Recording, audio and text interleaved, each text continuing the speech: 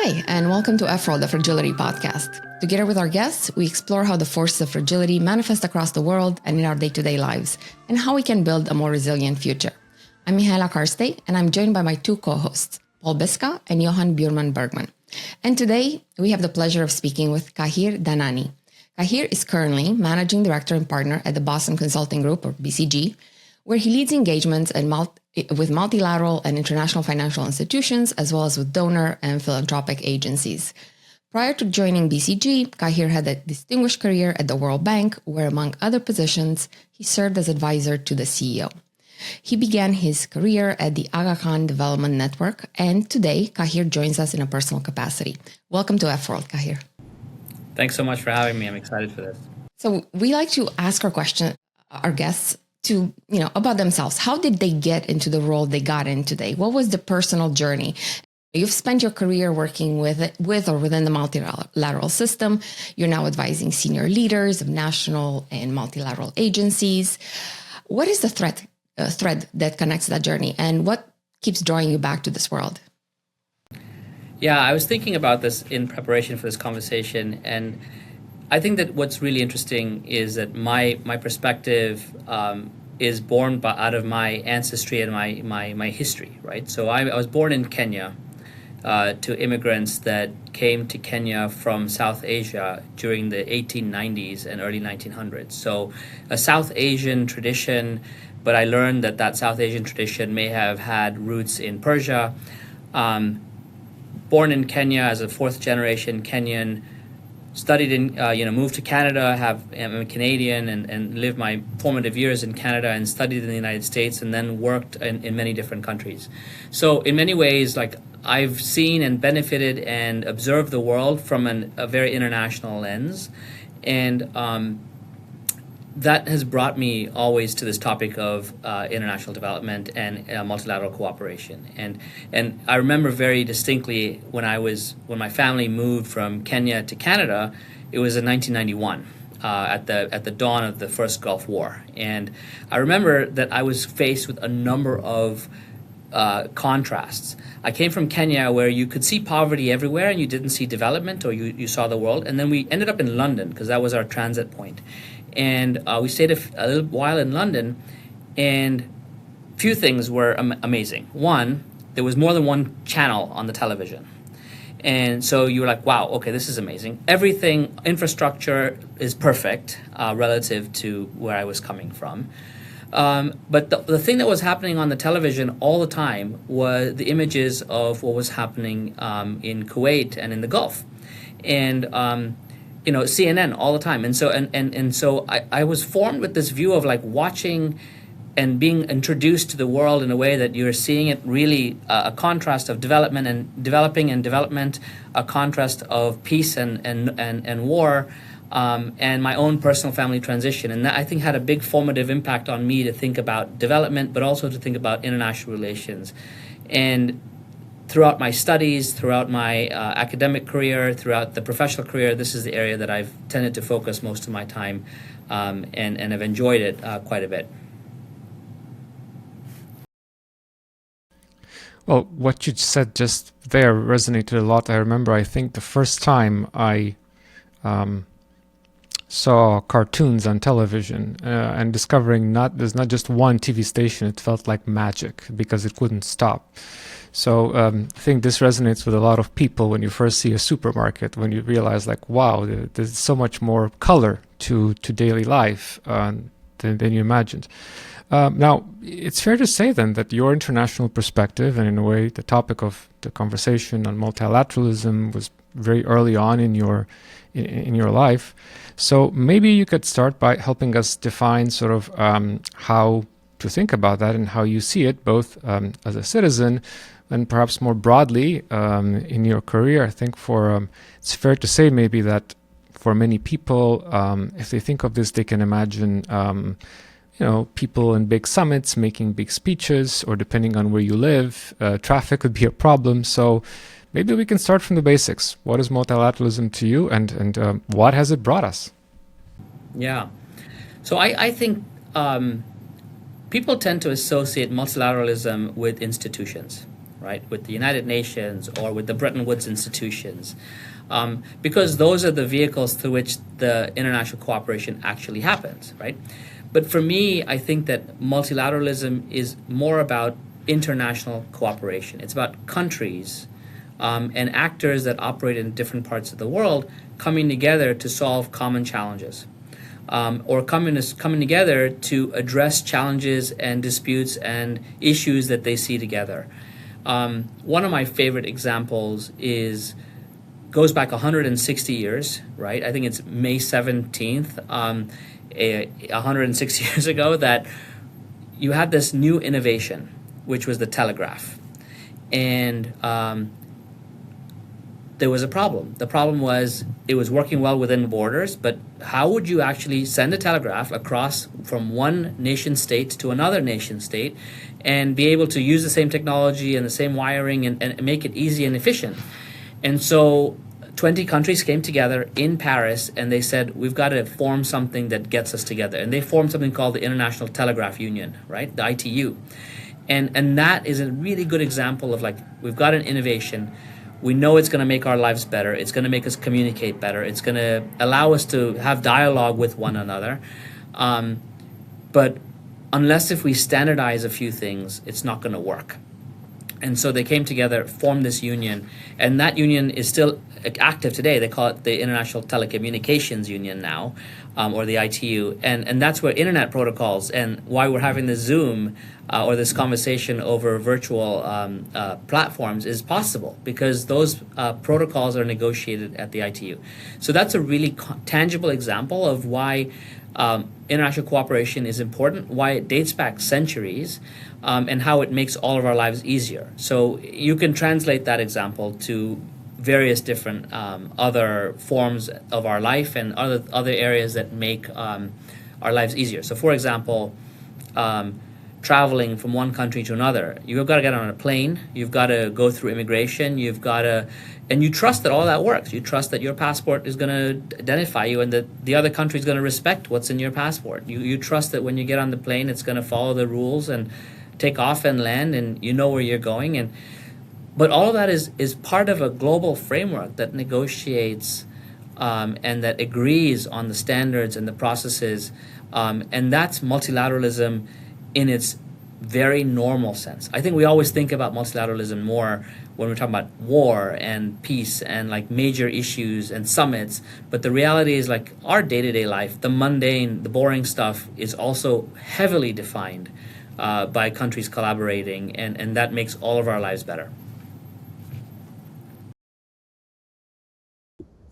Yeah, I really appreciate this focus on the mundane and the multilateralism in our own lives. It really is, I think, an underappreciated view and something that everyone benefits from, while at the same time criticizing the idea of multilateralism and globalism. So maybe we can explore a little bit more around that side of things.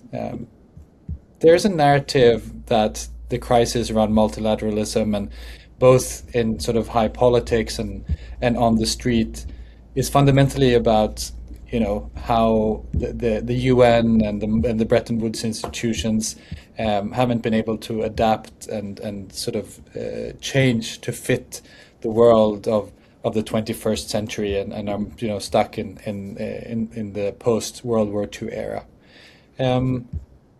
But given what you just said in terms of the mundane and how actually multilateralism enables the lives that we take for granted, how would you respond to that type of criticism? And what is the way in which we can actually have a dialogue around these challenges that is more productive and maybe takes us forward to a new form or a new shape of this multilateral setup?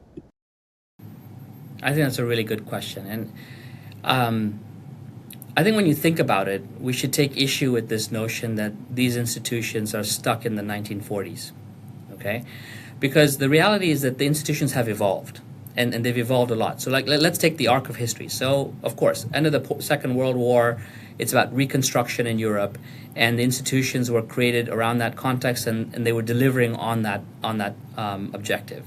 But then in the 50s and the 60s, you had these periods of independence movements where countries gained independence, and the group of countries, like, the UN was founded with 50 countries. Today we have 193 that are part of the UN. So, you had a period in the 50s and 60s where you had more independence, more countries coming into it, more countries joining the global system, right?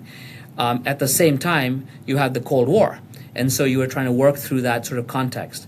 And the institutions evolved. They changed their purpose. They said, we're going to focus on on all of the new challenges that we have of this new countries that are becoming and entering the global world and are decolonizing, all right? Although I don't like that term, decolonize, so I think independence is a better framing. And then you fast forward, and in the 80s, 70s and 80s, you see a lot more of the Cold War entrenched, and how do you operate in a context where there is global gridlock, right? We talk about today being a difficult time for multilateralism. Well, go back to the 70s and 80s. It was a very difficult time for multilateralism. You talk about budgets being slashed today at the United Nations and countries pulling back. Go back to the 70s. That was happening then too. So we're seeing like these things echo, right? 70s and 80s, the institutions adapt to a world which is very clear, where you have an East and a West and a non-aligned movement. And then you get into the 90s and the fall of the Berlin Wall, and the institutions again evolve, because now they have to bring in a whole new set of CIS countries into the fray, and that's the heyday of globalization. And we get to this point, and today I think we're in a world where we have to question, like, we're in a post-globalization world. We've kind of, perhaps the geopolitics has shifted a bit back. We're perhaps entering an era, or have entered an era, of multipolarity versus hegemony.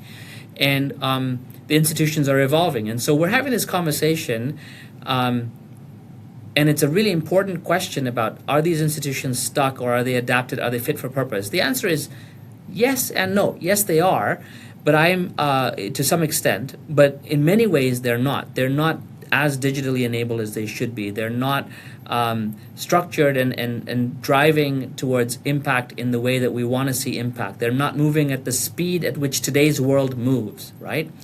But at the same time, they've demonstrated 80 years of evolution. And so I feel like today we can rely on the fact that they will evolve, and it might be painful. And we kind of know the diagnosis of what needs to happen to evolve. But there's a lot of opportunity and a lot of positivity looking into the future of how these institutions regain their position in the world. So you just given us a bit of a small sort of the arc of history on this. Would you say that overall the globalization was the background or the driving force of multilateralism? Are they similar, or what are the same, let's say, some of the main forces that drive these cycles where there's an evolution and there's a retrenchment and so on? I would say that I'm not quite so sure that globalization has been the driving force throughout the history. I think certainly since the end of the Cold War, globalization has been the driving force for the ways in which these organizations have operated. And by the way, it's been a long time. It's basically 36 years since the end of the Cold War. That's more than a generation. And that means that that's the frame that we take to these institutions, that they're a product and they're driving globalization. But the reality is that's not their history. During the Cold War, they were not about globalization. They were about balance, right? So we're entering a new phase, and this new phase will look very differently. Like as a Canadian, I'm very proud of what my Prime Minister, Mark Carney, said, around this notion of variable geometry, right? Where, and this is something that I've been talking about, and you'll have seen, around this notion of coalitions. It's so critical that this next era of international relations will be one driven by coalitions, because there is no clarity, or maybe there's less. There is maybe in some minds there is clarity, in other minds there is not clarity about who is running everything, and it's no longer a hegemonic world. So that means that countries need to come together on common problems to solve those common challenges, and that makes it much more about coalitions that drive things first, that prove the model, that allow others to come in after. And if others don't come in, that's fine, as long as it is working for those who are in the coalition.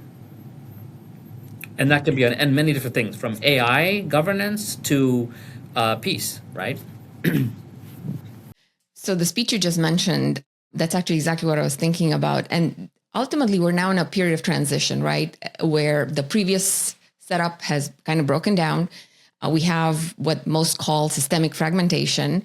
And I'm wondering right now, what are the costs? What does that mean for how the governments make decisions while we're finding our way as a global system? How do institutions function in this period? How do companies operate? Because, the world can't stop. You have to keep moving forward. So what's the cost of all this fragmentation and the transition period? I'd love to do a study on the cost of inaction when it comes to this issue, right? We've done those kinds of studies on climate change, right? What's the cost to the economy of not doing anything on climate? And there are numbers that can be pointed towards for that. I think you have to look at this from the angle of which country you're talking about, right? The reality of the world is that we have a large number of countries that are small and middle powers, okay? And they are the ones who have benefited and who benefit the most from a rules-based international order, right? Predictability, agreement on human rights, agreement on what's going to happen, and just knowing that there are rules and they're applied. And I think that historically, the small and middle powers have operated in a world where they knew that the rules apply to them and that the big powers don't have to follow the rules, but that the big powers will enforce the rules if necessary, okay? We're in a bit of a situation now where the big powers may not enforce the rules and may not even follow the rules that they created, right? And so the question then is, depending on where you're standing as an international organization, as an international actor, right? That determines what your actions are. By and large, it's very, very clear that a rules-based order has allowed for prosperity. It has allowed for predictability. It has not always allowed for peace, but it has allowed and provided a framework for reaching peace. So I think that that's the frame I would take. I would take the frame of the middle and small powers, and I think that they have an incumbent role to always call out when the rules are not being followed, because they're the ones who are going to get squashed the most. And I think that the risk also is that middle and small powers fragment into their own little camps. And that also means that you lose the opportunity to be able to say, well, we all benefit from some things. Let's stay together on these things and hold others accountable, hold the bigger powers accountable.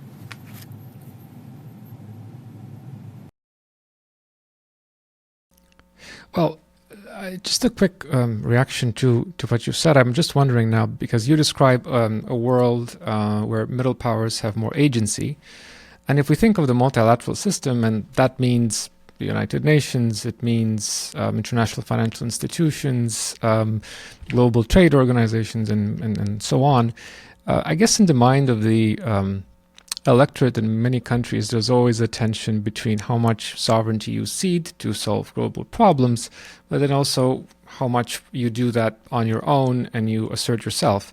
Do you think this is actually now an opportunity to come to that, let's say, a happy midpoint where, yes, countries cooperate, but they voice they voice their national interest or their own vision of the world more forcefully rather than just adopt one or two dominant narratives? Yeah. Well, I think that what's interesting, and in my view, apart from a few instances, sovereignty is not a question that is not something that comes into question very often. So I think that there is, by and large, respect for national sovereignty.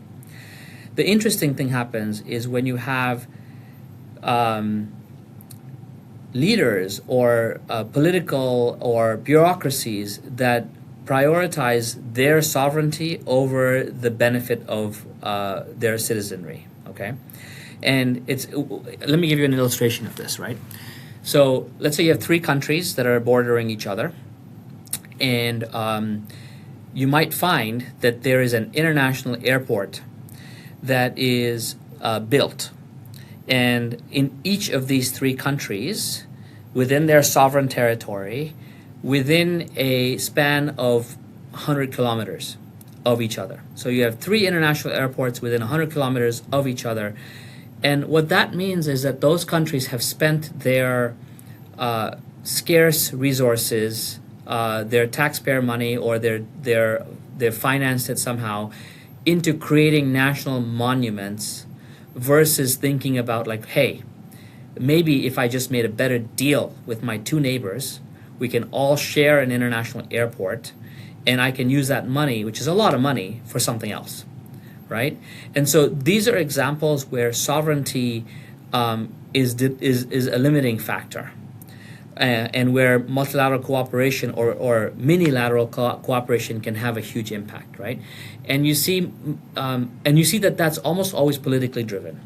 It's not. It's driven by a political ambition or votes or whatever, and that's the kind of thing that we really need to get beyond, and that we really would hope that shifts the mindset. So you want to see the political mindsets shifting more and more towards multilateralism and towards these sorts of regional cooperation agreements that makes a difference. It doesn't mean that you are giving up. It might actually mean you're getting more. So it's all about where you're negotiating from and how are you viewing the world. So this is a really important point, and I would like to use this analogy of the airport and pick up on something you talked about earlier, which was AI. So obviously in the digital and AI era, you're seeing also this will to build sovereign monuments, as you put it, that are monuments to the digital sovereignty in some sense. What's your view of how states, countries, leaders should approach discussions of this digital sovereignty, digital multilateralism conversation? Because I think we see a lot of the challenges that you would have seen maybe 10, 15, 20 years ago with ports, with airports, etc., coming up now again, and maybe in even starker terms. So would love to hear your thoughts on how leaders can approach these types of questions in the most productive way. This is a really important question, and I think it's an area where there's a huge opportunity for middle powers and small powers to come together on a global digital governance.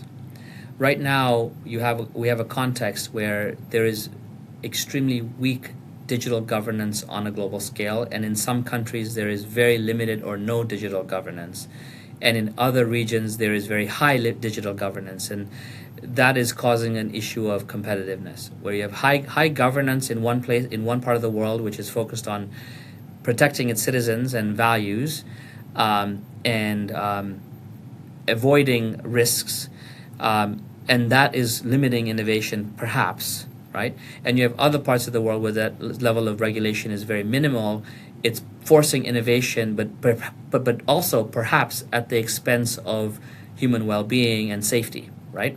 So you have to balance this, right?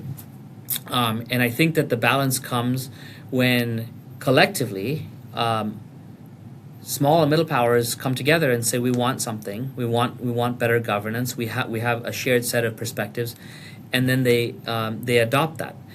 If you think about this notion of car seats and seatbelts in cars, okay? When I was growing up in Kenya, we didn't have a seatbelt in our car, okay? You drove around, I was a kid in the back, in the front, no big deal. When I moved to London, I couldn't sit in the front, and I had to wear a seatbelt even in the back, okay? But that was because the UK and European countries had decided that, hey, we're gonna have seatbelts in our cars, and we're gonna make it the law, and if you don't follow that, whether you like it or not, we're gonna fine you. And one could argue, well, I'm taking on the risk, right? I'm an individual. But they said, no, it's a paternalistic law, but it is a law, right? But that forced every single car to have seatbelts, even the cars in Kenya, okay? So because you're building to a global standard, you're building to a standard that meets one major market, every single one of the products has to have the seatbelt. And that means that the laws change. And when you want to create that law in Kenya, it's not a huge cost to say, we're now going to enforce this law, or we're going to create and enforce this law on seatbelts. In a very similar way on AI, few countries, the middle powers, the small powers, can come together and design and say, these are the seatbelts that we want when AI is used in our countries. And that's going to force the technology to build a safety, because when others want that safety, it'll be easy to turn on. And by the way, it'll become obvious that that's the right thing to do. So that's how I think about it. So I think it comes back to this notion of variable geometry and coalitions, because that will drive how we address this issue of digital governance. So I'm very tempted to continue on the AI track, but I really want to talk about the article you and I think Jim Larson, right, co-authored in DevX. When we're thinking about the multilateral system, the one organization that every person knows is the UN and thinks about. So there's going to be a new Secretary General this year, and you sort of outlined sort of 5 priorities in that wonderful article. But the first point that you made is that it requires more than just a custodian, an architect. And I'm trying to understand, what's the difference between those two approaches, that of a custodian versus architect, and what's the situation overall that they'd be walking into? Yeah, I think that's a really good question. I love that you picked up on this notion of a custodian and an architect.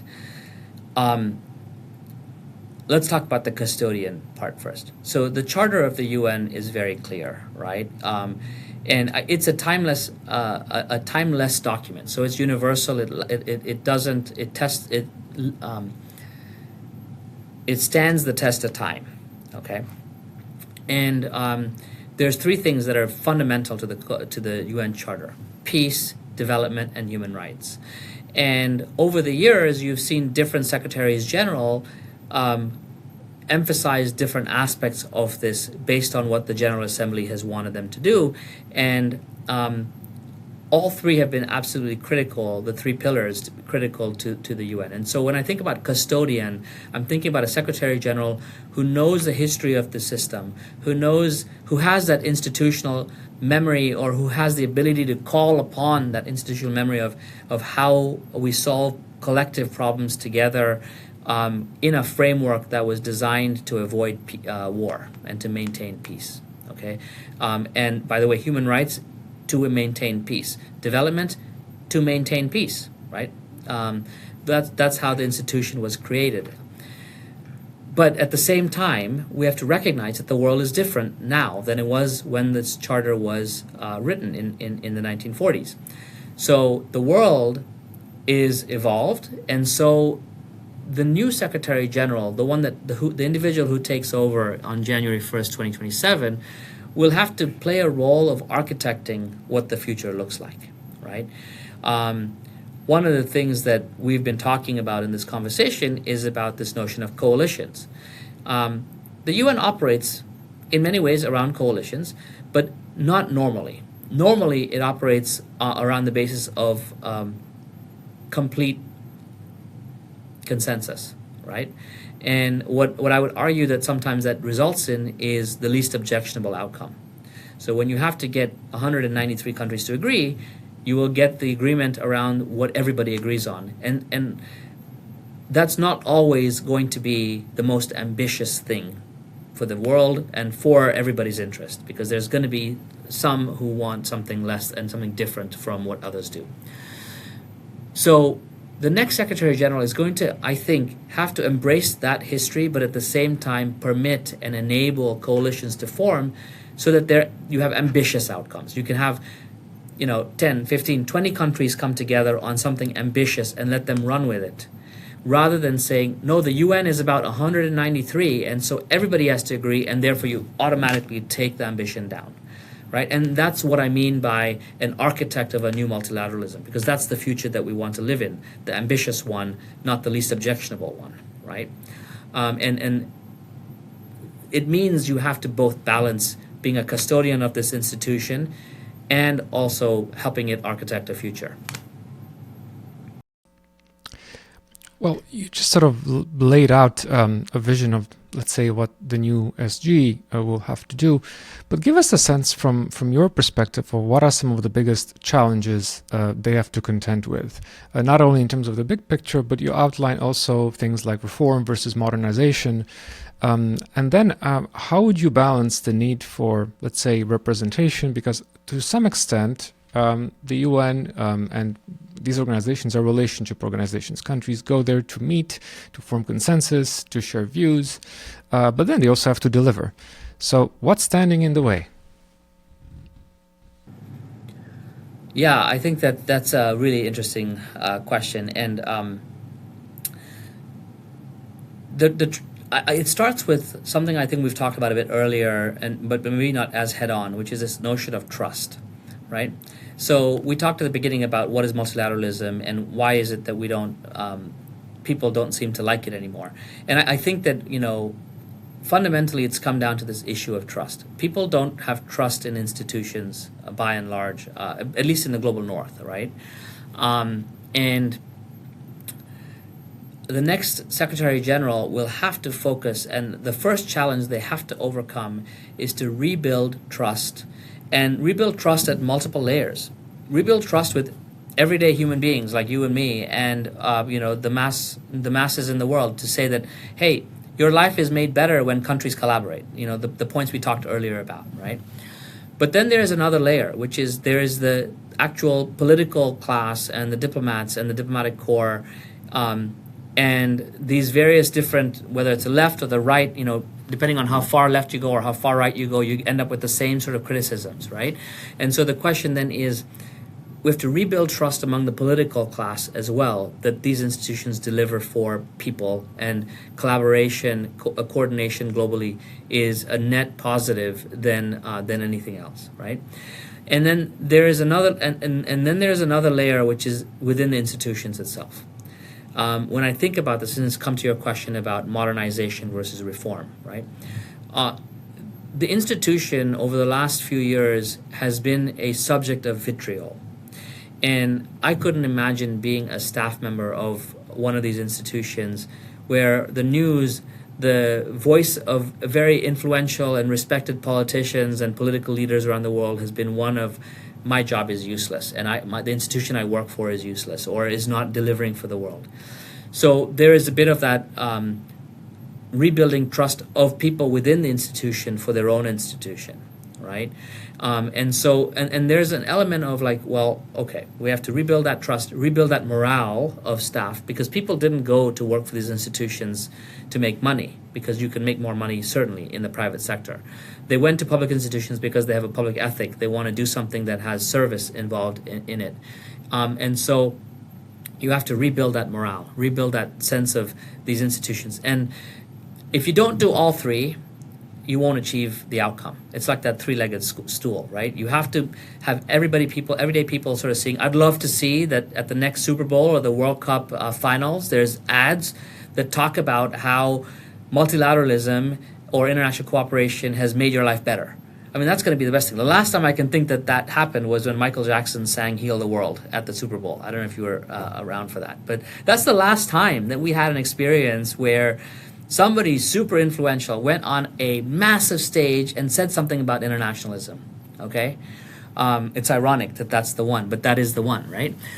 I'd love to see something like that again, right? That's the mass market that everybody needs to understand and feel that need. But if you don't do that, you can't win the politicians. And if you don't win the politicians, you can't win the staff. And all three need to happen for these institutions to reform.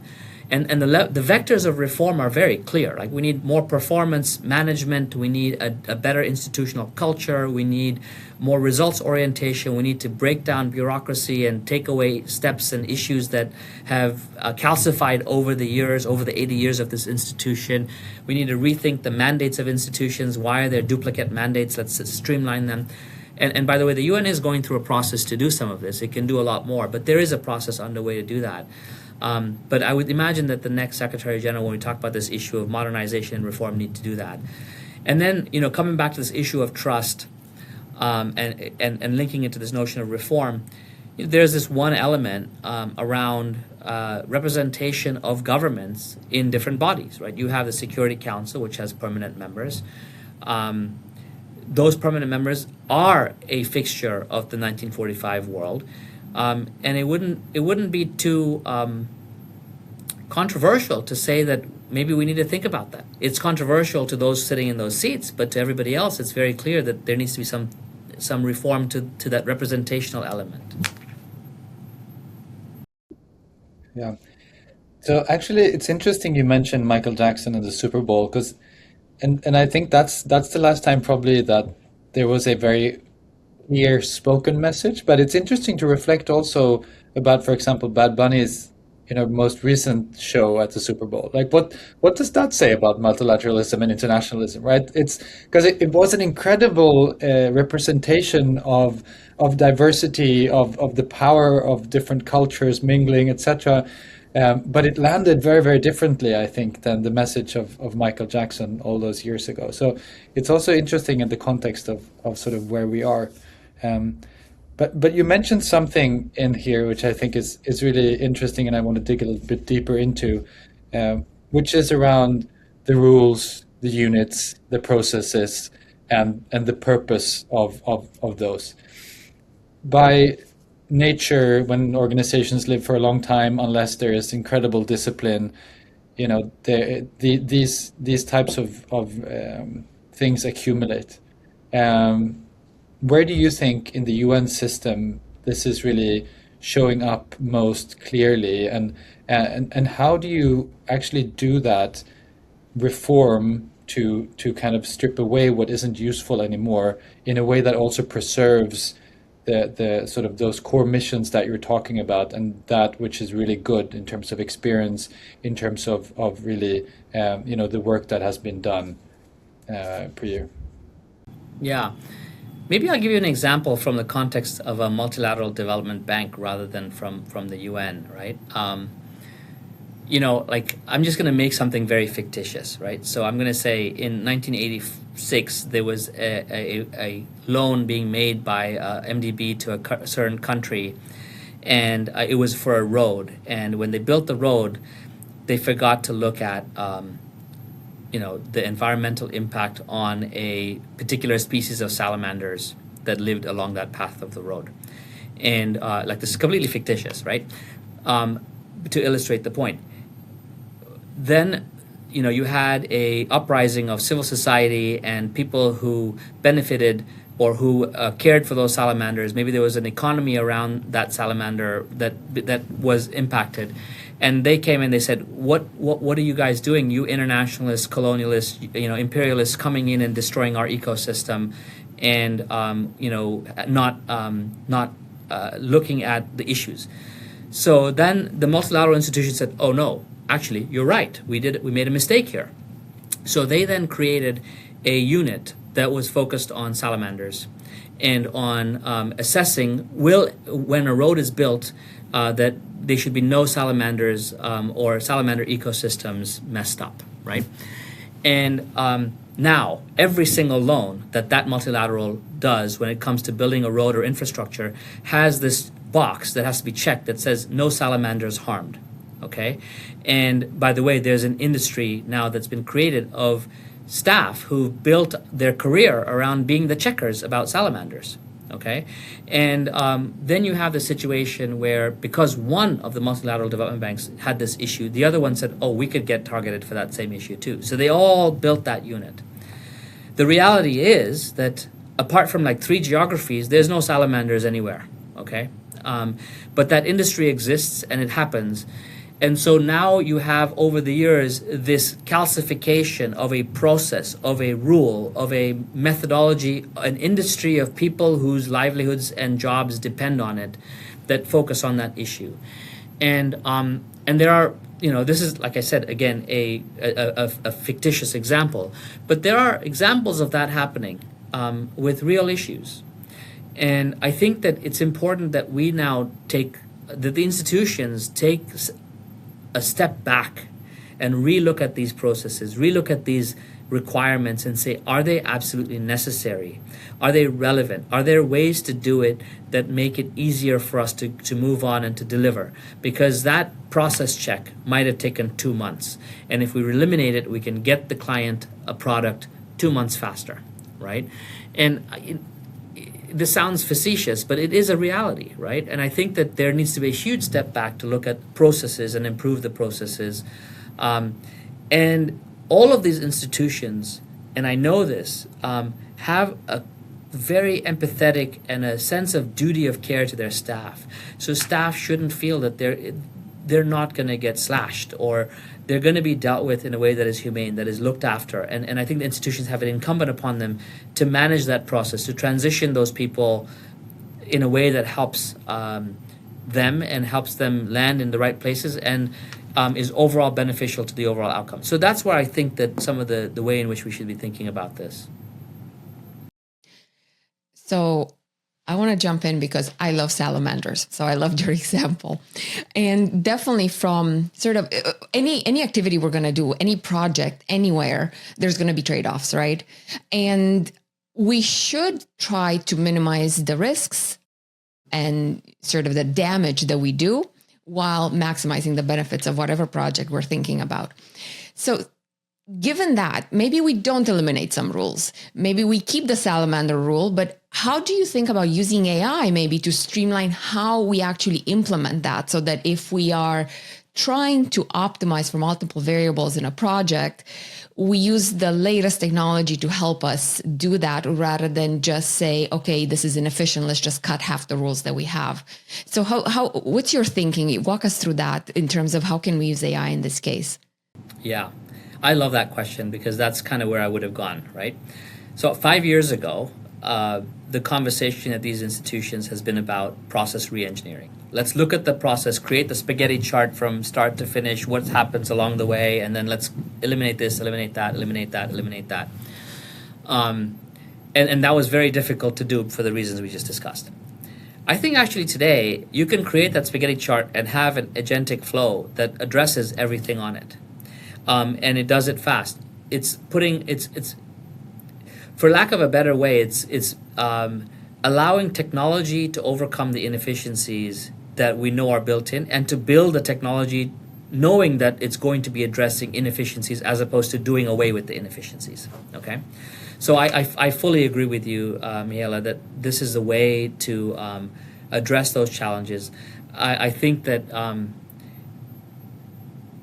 And in my observation, many of the institutions are actually looking at this in a very active way. How can we actually do this? And one of the core challenges in development and development finance today is the amount of capital available. And there is a clear view that we need to deliver more, and we need to deliver it all faster. And to deliver more and to deliver it faster, there's also the constraint that we can't expand our teams. So technology becomes then a force multiplier for productivity that allows these institutions to do more, to do it faster, but with the same set of resources that they have. And I think that should be a promise that technology provides, and that should be embraced by these institutions. And in many ways, I'm seeing that happening. Not at the pace that I would hope, but definitely it is happening. So you've just mentioned this view that there's a need to do more, but you sit in a unique position where you talk to private companies, to governments, to philanthropic organizations. Can you say a bit, some words on what does each constituency, if you will, want from this multilateral systems reform? Okay, so I think that the main question, perhaps behind your question, is about the private sector. And why does the private sector care about multilateralism? So, in a worldview where one might believe that the private sector or a company is interested in shareholder return, which is incumbent upon them, predictability is really, really critical, and a rules-based system is very, very helpful. Because if you think about globalization allowed for you to look at a value chain and to globalize the value chain. So you created efficiency in every way. So you put the most critical elements to where the most competitive advantage was. And that's how value chains were created. And that's for the last 35 years of, since the end of the Cold War, how corporations have really, really focused on this issue of streamlining and of efficiency of their value chains, and therefore delivering value back to their shareholders. This has been driven because of a rules-based international order. Okay. Then you have something like a shock. Let's talk about the pandemic. The pandemic creates a shock, and now we have a problem because those value chains are facing challenges. You cannot ship, you cannot, whatever is happening. During the pandemic, there was so many disruptions to the value chains. And this whole notion of nearshoring started to become a big deal, and onshoring. So bringing back value chains closer to the consumer as opposed to having a global value chain. Well, what does that do? It increases the price, right? So consumers end up having to pay more, and the overall coordination happens. And now you end up having multiple value chains for the same items or products than you did in the past. And that increases inefficiency, and it also increases costs, and it reduces return. And I think it has a more negative impact on the end consumer and the end citizen, right? One could argue that that's where most of the pressure is end up being felt, because the corporations are able to hold on to as much value as they would, right? And you see that a bit more right now, right? So there is a clear benefit to the private sector for international cooperation to continue to happen, for there to be predictability, for there to be stability. When there is a war, they have to rethink everything. They got to rethink where they're going to ship from, where's the energy price going to be. All that has to be rethought, and that causes a challenge. So peace, stability, predictability are in the interest of the commercial sector as much as they are in the interest of the political side, right? And so what's interesting is you have an interesting view, you have an evolution of the role of a CEO. So I bet you if you went to Davos like 10 years ago, all the CEOs are there around talking about like shareholder return. But if you go to Davos now, that's like maybe 20% or 30% of what they talk about. The remainder of what they're talking about is what's happening in the world. How do we fix this problem? How do we address ESG? How do we address gender equality? How do we address, some of them talking about the SDGs, but many of them talking about peace and stability, because that's impacting them. So you've had the role of a CEO transform from somebody who's very much focused on bottom line to somebody who's focused on bottom line plus a holistic view of what else is going on and how can they influence it, especially when you talk about the largest corporations, right? And I think that evolution suggests and shows that as we come back to this question of the next Secretary General of the UN being an architect of multilateralism, how does that individual bring private sector more meaningfully into the conversation? The conversation thus far with private sector and the UN, for example, is mainly about, can we extract value from the private sector? Can we have donations, or can we have monetary contributions to support our work, and then thank you very much. But this shift towards co-creation, the shift towards multi-party or multi-actor diplomacy will need to happen, and probably will need to happen very soon.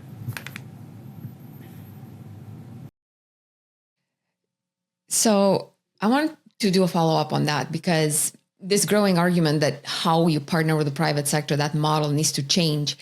Do you have an example of mind that you could share with us that's sort of public?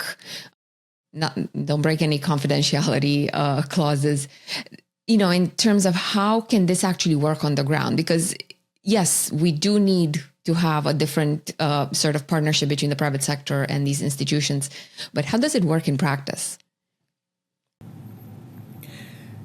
I think that the question that's an important question, because it's still being created. It's there. I'm sure there are some examples that we could research and find. But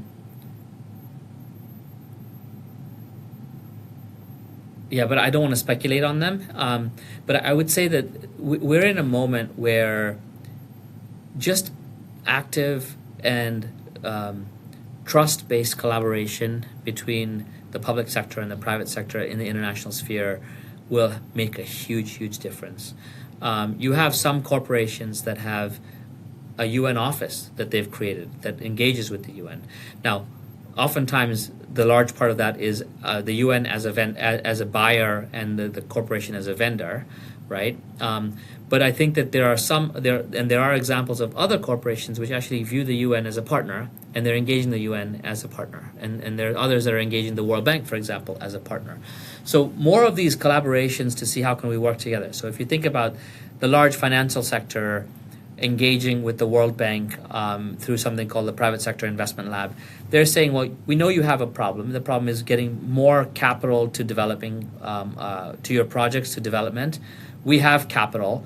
Let's work together on figuring out the mechanisms that make this capital flow.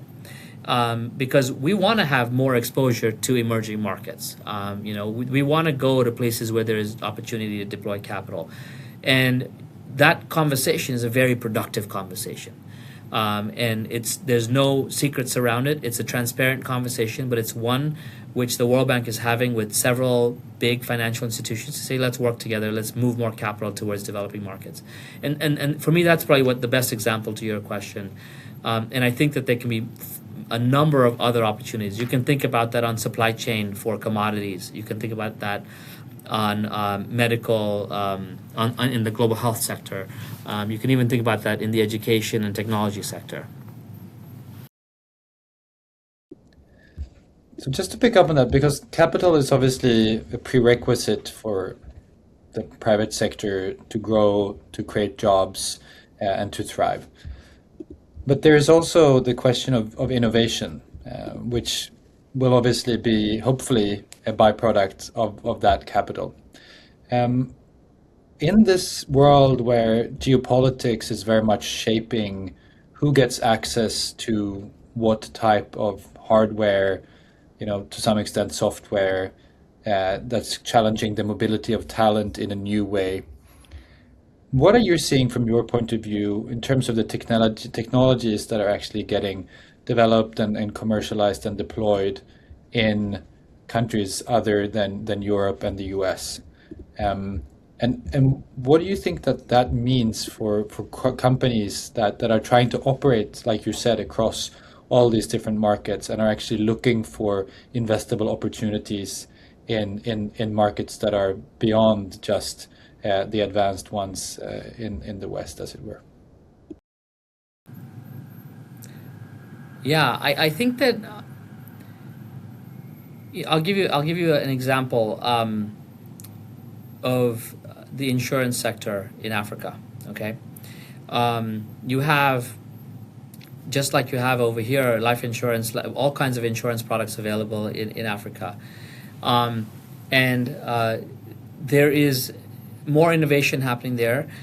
The one challenge you have is that historically, the models, the actuarial models, the design structures have been imported. And now you've seen over the last many years an evolution of what those products look like for African context, including even, for example, when you look at like climate resilience. And so one of the core differentiators for a local company is that they understand the risk better. And so they're able to price it better for their local market, whereas an international provider of those policies just doesn't understand the risk as well. And they then, because they don't understand the risk, they increase the premium, right? Because they have to cover the risk that they don't know. And that makes their products less competitive. So my view is that you are seeing much more locally driven innovation for global products. And that will only continue. And in the interesting case of Africa, Western or North American companies, European companies actually don't want to go. They don't want to go there. There's an interesting study done by the U.S. Government Accountability Office about procurements of large-scale infrastructure in Africa, and their question they're trying to answer is, why aren't American companies benefiting, and why are companies from other countries benefiting? And the answer is not that these processes are flawed. The answer is that American companies don't bid. They don't want to go work there, right? And it's probably because the opportunity cost is too high and they can make more money here. So you end up having a lot of local firms and other firms, other South firms willing to operate in those contexts. And I think that there's a bit of risk globally to this, because if you think about where the future is going to be. The future is African. The future is, the population center of the world is going to be in Africa. And if you don't invest heavily there, if you don't invest to understand that market effectively, you will, you as a corporation, stand to lose in the long term. I don't know if that answers your question. Yeah. It did. Thank you. You've just pointed out toward the future and some of the big trends. So let's imagine now a situation in which when the next UN Secretary General is elected, he calls upon you to give him some advice. You're behind closed doors. What would be a couple of things that you would think that are absolutely critical that this individual should focus on? That's a really good question, and I think I'll reiterate some of the points that I made today. I think that the next SG has to focus on rebuilding trust in the concept of multilateralism. I think that an individual has to focus on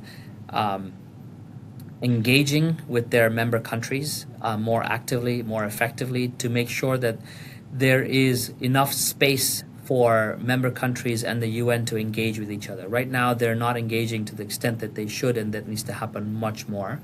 I think that they should look at the institution and really drive the reform that needs to happen. There's been a process called UN 80 that's done a lot of the legwork, and now it's a process of implementation and delivering on the promises that might have been created through UN 80.